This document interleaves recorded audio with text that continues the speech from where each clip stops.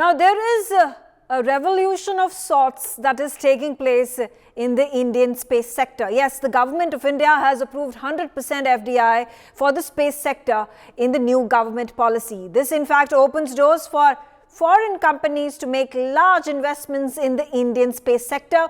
It increases the ease of doing business for such companies. There is 100% FDI that has been approved by the central government on manufacturing components, systems and subsystems for satellites. There are other categories as well within the space sector where the government continues to control the entry of foreign players. These areas include the manufacturing and operation of the satellites themselves, which has 74% FDI allowed within the Indian sector.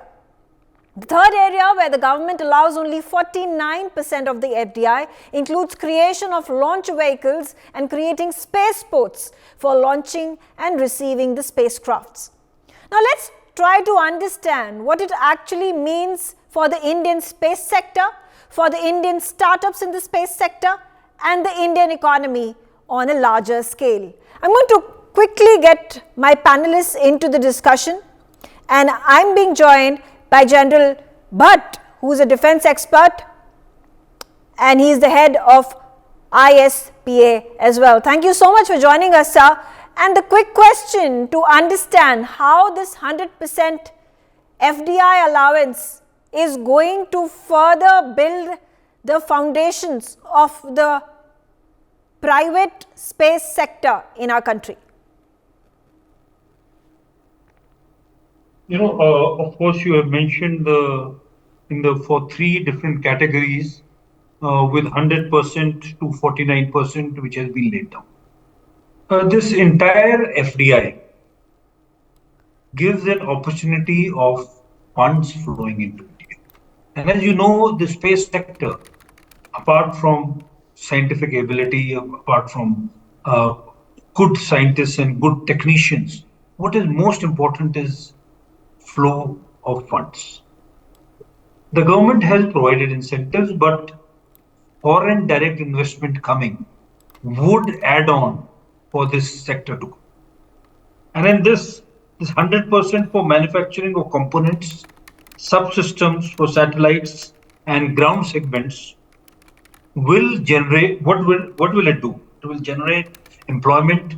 It will enable modern technologies to be absorbed for our self-reliance, which we are looking at, and it will integrate our Indian companies into the global supply chain. Overall, it's a great opportunity for our companies to grow further, not only nationally, but internationally. Right. Absolutely. Now, interesting over here, while I spoke about the three categories, why has the government continued to restrain FDI to a certain percentage only in the other two categories, which is manufacturing and operation of the satellites themselves, and obviously then building spaceports on a private partnership basis? Is this question to me? Yes, sir. Yeah, so my interpretation of it is, all technologies in space are dual-use technologies. And in allocation of FDI means control, especially if it goes beyond 40. Now, here is a conscious decision the government has taken that firstly launch vehicles where there is a sovereign responsibility, firstly. And secondly, in dual use, this is more towards defense where it can be utilized, because especially launch vehicles and rockets are quite similar. So here the government definitely intends that the control should stay within the country. That is my interpretation, and that is the most likely reason that it is at 49%. As far as the 74% goes for satellite manufacturing and all, this is in line with what has been allocated to defense in India. Defense also traditionally was at 24 to 25% FDI, then it was slowly increased to 49, and as on today, in defense, it is at 70. So the government is in line with where for security. In defense also, they've opened up to 74, and that is why they've decided that satellite manufacturing could go till 74. Though I would say that it is definitely part of the dual use technology. Absolutely. It can be used both civilly and military. Okay, Lieutenant General, but one more point that I want to raise in terms of the estimates that have been put forth by ISPA. Now, it says that there have been a total funding that has been received by Indian space startups that is up to the tune of almost 124 million US dollars. The total funding that amounts up until date becomes $380.25 million. Is there a possibility of segregating, finding out what is the percentage of the FDI to all these Indian startups? I tried to look for it. We still don't have data in the public domain. So these figures are also what you have quoted and what we have been taking out are from the open source. And most of this money has been invested by venture capitalists. There is a large percentage of this also where there are venture capitalists who are outside the country. There are sovereign funds, including, as I know, the sovereign fund, which is of Singapore, is also there, which is invested in one or two of our startups. But to really find out, because this is kept a little secret by the companies and all, I would not be able to give you the figures as to how much of it is foreign or how much it is Indian. But FDI as a formal policy investment in India in space has not started. And that will only happen now after this policy. Okay. All right. I'm going to quickly get in other panelists also into the discussion with me. I have with me Group Captain V.N. Jha. Group Captain, quickly, what is your synopsis of this development? How does this impact the Indian space sector and particularly the Indian space startups? Very good afternoon, Megha. It's a very pertinent question that everyone is asking today. How much and where to open up and to invest in the space sector, because Indian space sector has got immense potential, and not only the Indian space sector, the world space program today has got immense potentials for every type of verticals and horizontals.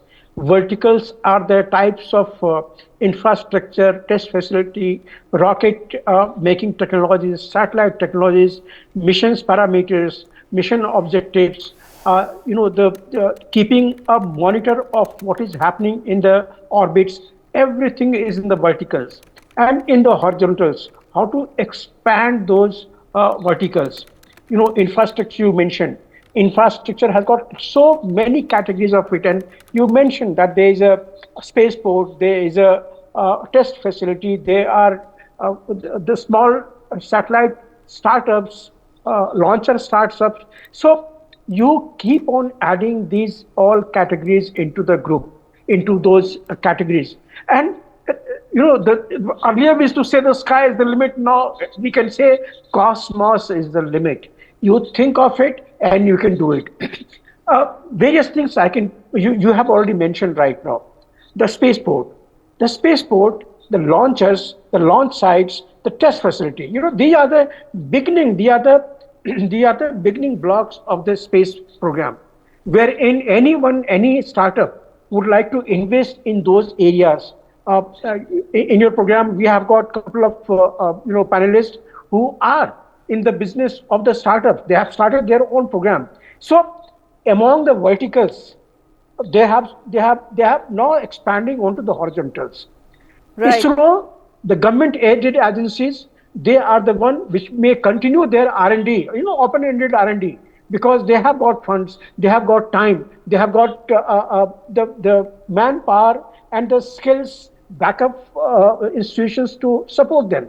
So they can continue in that. But the startups, they would like to have quick turnover sort of measures in which these horizontals that they are expanding onto, including some of the verticals, that is where they would like to invest. And I welcome this decision of the government to have opened the various facility with FDI ranging from 100% to the 49% what it is there. Neha. Right, absolutely. I'm going to get in Suresh Nair as well. Suresh Nair, in terms of the sensitivity with which the Indian space sector operates vis-a-vis our defense capabilities, vis-a-vis, of course, when we talk about space defense exploration that has now been built by various countries, including China, United States of America, Russia, and India is not far behind. How does the synchronization of allowing foreign players into the private sector align with what the government of India and ISRO and our, like I said, ISRO is moving forward in keeping the sensitive data, sensitive technology at a position which is only then government domain? Yeah, first of all, please get my name right. I'm not Suresh Nair. I am Suresh Naik. N-A-I-K. Okay, apologies, sir. Suresh Okay. Naik, beg your pardon. Yes. My points which I would want to convey in today's panel discussion are first thing is space sector is highly capital intensive sector. Okay, and India's today's allocation for the funds are very meager compared to what NASA is investing. So definitely we were starved of funds to go in a big way as far as the space activities and globally, right? And then this is going to help it tremendously. Now, specifically, I want to make another point that electronic components for the satellites is another area where we are really lagging behind. And still, we are importing a large portion of electronic components from the advanced countries like USA and Japan and other countries. So this will give a boost to have indigenous component developments, and that is going to be actually making us more self-reliant. Third thing, as you were asking about the startups, yeah, startups are going to get real boost because of this decision. I want to give two examples in this regard. One company in Mumbai, which they also got office in Bangalore, it is called Astroborn. They are into a very interesting field of space activity, that is space tourism. Space tourism, they are taking it up in a big way and affordable way. Today, actually, there are companies like Blue Origin, SpaceX, and other companies in USA, but one particular trip to space, suborbital trip, costs more millions of dollars. So this company is trying to make it more affordable, and what actually they have already done is they are developing a crew module which is named as Airavat, and this crew module will be sort of containing 6 passengers. These will be all private astronauts, and they're also establishing a private astronaut training center at Mumbai. Okay, so they are having a total view of this business, and I think that is a really attractive and highly, potential field for new activity and making a lot of generating funds. Second thing, Tata itself has entered into this field now. Tata is really making a spy satellite, and it is open secret now. Earlier, it used to be under, this thing, govt. Now, it has been announced that Tata is making a spy satellite, and it will be launched by SpaceX. That is also, I think, one of the major decisions going out, because the ISRO's rockets are busy in launching their own programs. This will help in having more launches per year also. And ISRO chairman has announced that in the next 10 years, 50 spy satellites will be launched. So this particular activity will give a boost to this defense-related field also. So on the whole, if you see, this is a game-changing decision, I would say, and it will help in various fields. At the same time, as earlier panelists mentioned, India has shrewdly and very wisely restricted the foreign direct investment in certain security related sectors. Okay, all right.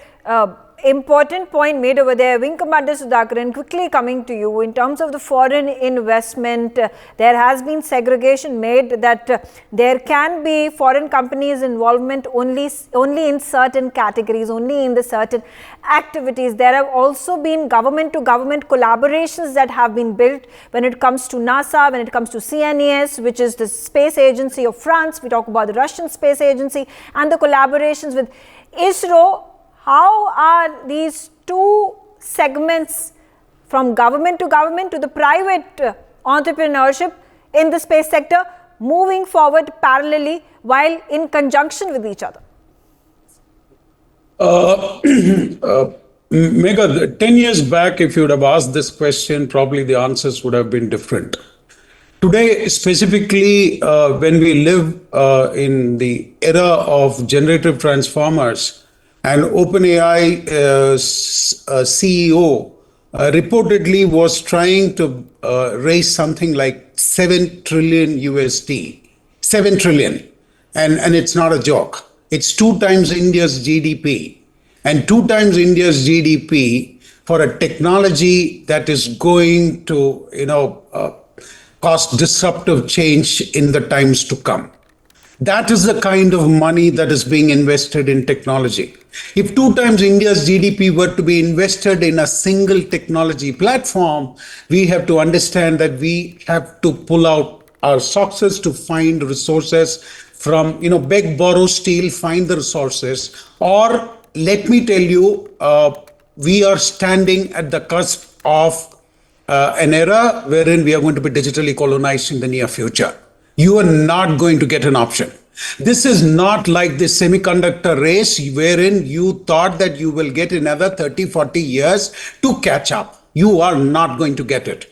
Because intelligence singularity, when we talk about it as a concept, there are a lot of people who talk with an ostrich bent of mindset that they say that they don't even see that coming. And those people who say that these things are not going to come are those people who have not done a single line of code on the computer that they don't even know what they're talking about. Now, if I have to tell you, if $7 trillion is something that somebody is raising, please understand the sinister, the danger, the nature of the technology that is going to evolve from the womb of that money. Now, if we are faced with that kind of a resource, we need policies. Of course, this 100% FDI will augur well to accelerate, the process of development from the private sector entity. Today, the Indian private sector, all this hula-gulu of this startup environment, 70,000 startups, it counts for nothing. Because 99% of a startup are into groceries, are into services, are into transportation. They're not building cutting-edge technology. Cutting-edge technology requires ecosystem. Ecosystem requires money. These human resources don't come for 30,000 K per month. Fair enough. They so then cost less. Then the 100% FDI, particularly, at least it's in the component in the manufacturing sector, manufacturing category. Will this spearhead the movement that you are looking for cutting edge technology, space startup system, when we talk about how India needs to build itself in terms of the patents, in terms of how it is being looked upon by the world. As you mentioned, the startups till now, majority of them providing goods and services. Here we have the opportunity to open our horizons and be in competition by the rest of the global economies. Does this give a boost?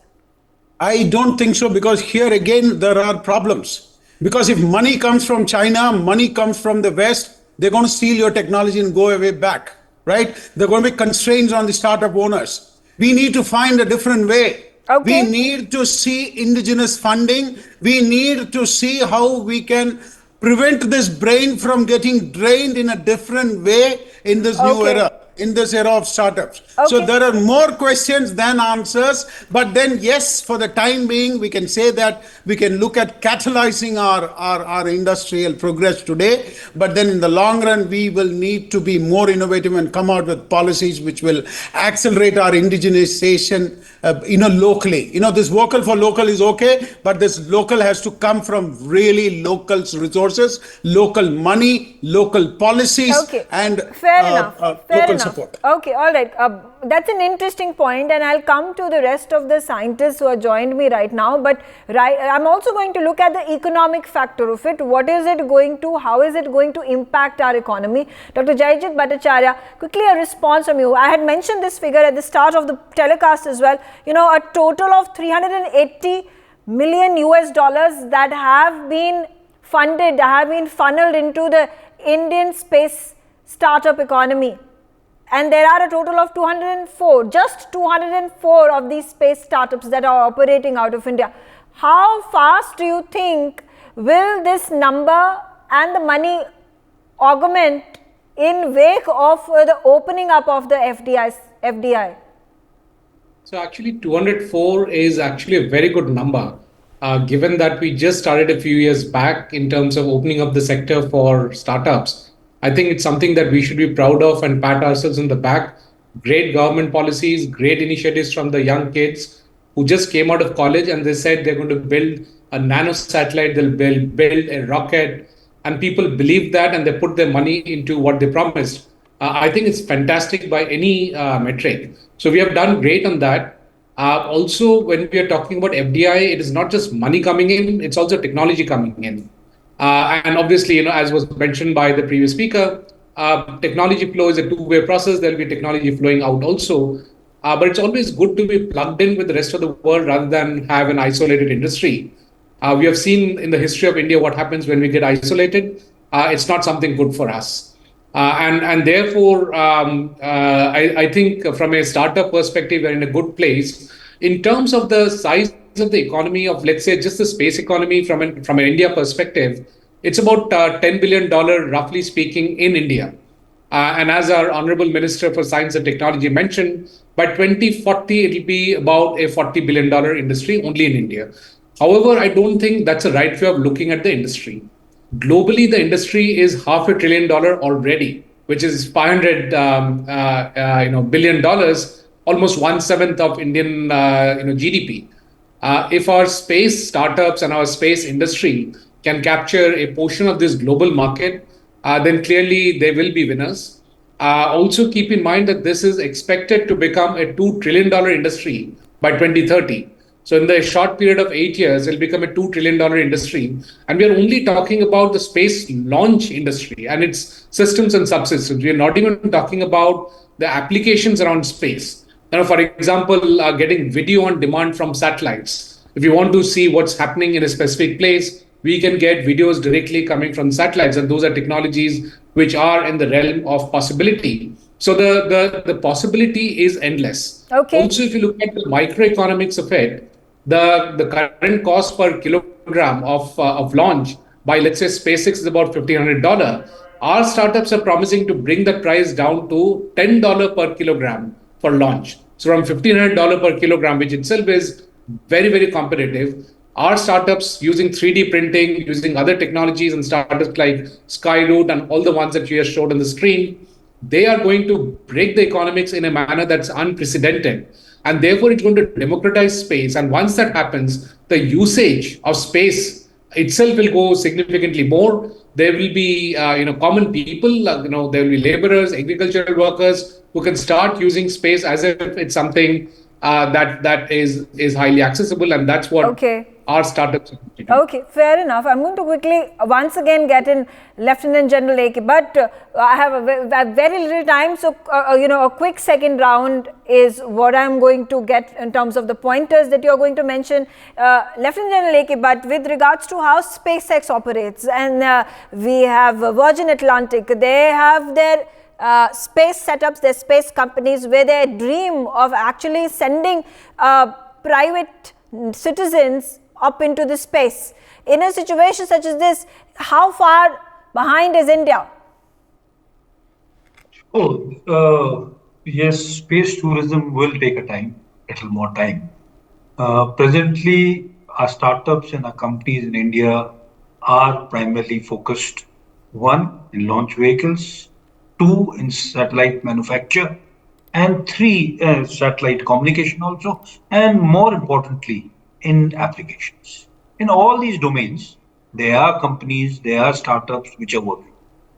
And as you know, as far as the launch vehicles go, apart from Agni Cool and Skyroot, which are new startups which are going to have new technology, including 3D printing for making their rockets. There is the SSLV rocket of the ISRO, which would be most probably given to one of the companies, the transfer of technology, that also becomes a usage not only for India but globally. And the PSLV, we all know the next five PSLVs are going to be manufactured by consortium of HAL and LV. And as I know, in the future, near future, even GSLVs will go the private. So launch vehicles, satellites, sat communication, and applications in all domains, private players will be providing services not only in India but even abroad. Okay.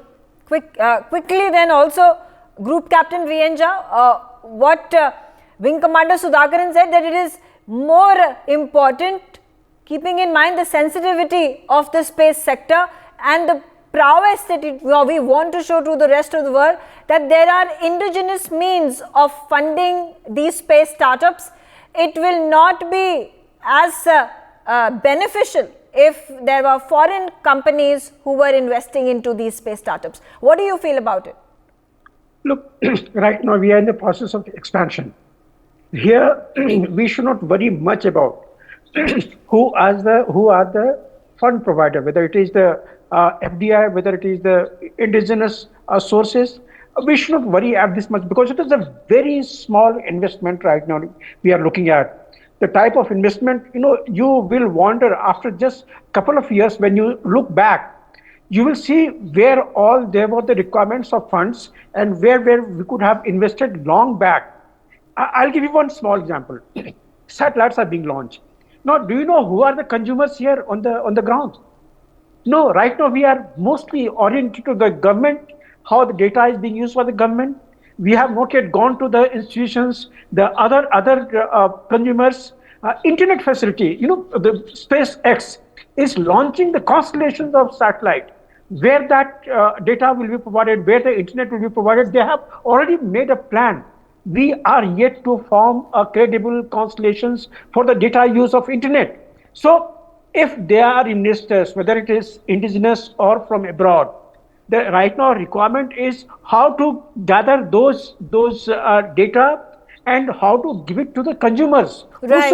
But in the long run, or even in the short term or medium term, when there are foreign companies who are going to be major stakeholders in these space startups, in these private players and their companies, then they are the ones who are going to be the direct beneficiaries, because they are going to be holding stake to the patents, to the intellectual properties. That is where the government comes. They will not be able to dictate, and that should be government policy. But look, whosoever is going to invest, all private players, whether it is the indigenous or from outside, they will be looking for some amount of return onto that. From that point of view, it is always welcome. Look, right now when we are expanding, when we are growing both in verticals and horizontals, we don't bother much right now who is getting the beneficiary out of, who is the beneficiary of it. Let there be competition from the indigenous sources. So welcome. Fair enough. Suresh Naik, quickly a response from you. How do you, at this point of time, witness the landscape? There are limitations, there are pros and cons. 100% FDI, what does this translate to? Yeah, actually, there are worries expressed that sensitivity of ISRO activities or space-related activities. But let us remember that even in the defense sector now is opening up. Okay, and second thing, we have to really change with the times and rapidly too, because otherwise we will be overtaken by other countries. And from that point of view, this decision is very much welcome. And as far as the details are concerned, which were expressed, some points were expressed by the panelists. These are yet to be out. We don't know yet where we are keeping our hold, what will be the rights of the investors abroad, and what we will have it our role there. These will come soon. So basically, what I'm saying in principle, we really need resources for expanding this business, because just you take the satellite launch servicing market global, if you take it, it is huge, billions of dollars, US dollars. And today, India is acquiring only 2% of that market. So, this gives you an ample opportunity to increase your share in that. And secondly, it was mentioned that space tourism is too far, but I think it is very clearly mentioned by Astroborn that private astronaut training center will be operational in 2026. And also we should remember that the rocket developed by ISRO for crew escape system is capable of taking astronauts to a height of about 80 to 100 kilometers. Okay. An ideal rocket for space tourism for the suborbit purpose. Okay. Okay. And, yeah. All right, absolutely. Wing Commander Sudhakaran, quickly, a last word. How do we see this short term, medium term, and particularly long term? Can we gather funds? Can the government push ease of business within the country to allow for more and more funding coming in from Indian companies into the startup world? There is no doubt that we need resources. We need resources in plenty, and we need to find it from all parts of the world and every corner. But having said that, there need to be a method in the madness. That's what is lacking right now, because we really don't know. We are sometimes giving up on the wrong front. We are not looking really at the long term. We are not looking at the long term strategic consequences. So much so, your entire defense corridors are being consulted by the big fours. And if defense corridors are going to be consulted by big fours, then tomorrow we may outsource our budget as well. These are things that we may need to draw the line. We may need to understand what is strategic, what is tactical, and what is of significant national importance in the times to come. So in a single line, if I have to tell you, method in the madness, we need to find resources at scale, but then let's do it with a lot of prudence and thought. Okay, fair enough. Dr. Bhattacharya, an example of how the government has been earning revenues by way of launching satellites of foreign players. This has been the example of smaller countries, and this has also been examples that have been said of the Arab countries who come to ISRO for their satellites to be launched into the orbits. There is enough revenue that is generated by the government of India. The figure at this point in time stands at 270 million US dollars. Can a similar activity be done by the private space players? Will they be provided space by the government of India? Have they come of age for the government to outsource this to the private players in our country? So this is work in progress. They are coming of age, and they will be getting a piece of the global market. In fact, the private sector will be far more nimble-footed than what it should be because of various reasons. Nothing to do with ISRO's capability. The way a commercial deal is orchestrated and the way the deals are closed, there are restrictions that ISRO has, which the private sector won't have, and therefore they will be going in a far more forceful way and getting a larger piece of the global space launch industry than what ISRO has been able to do. And therefore, even on your show earlier, I've been saying that ISRO should now lead from the back. So for long-term technologies, ISRO should be developing them. And for the short-term mature technologies, let the startups take it forward and let them go and get a piece of the global industry that is out there. And that will be beneficial for everybody. Absolutely. All right. On that note, I slip into a short break. I thank all of you for joining me on the telecast, sharing your views, and what tremendous opportunities for the Indian space sector, the private startup companies that at this point of time will be anticipating more and more investments from foreign players. For more such videos, subscribe to the NewsX YouTube channel, hit the bell icon.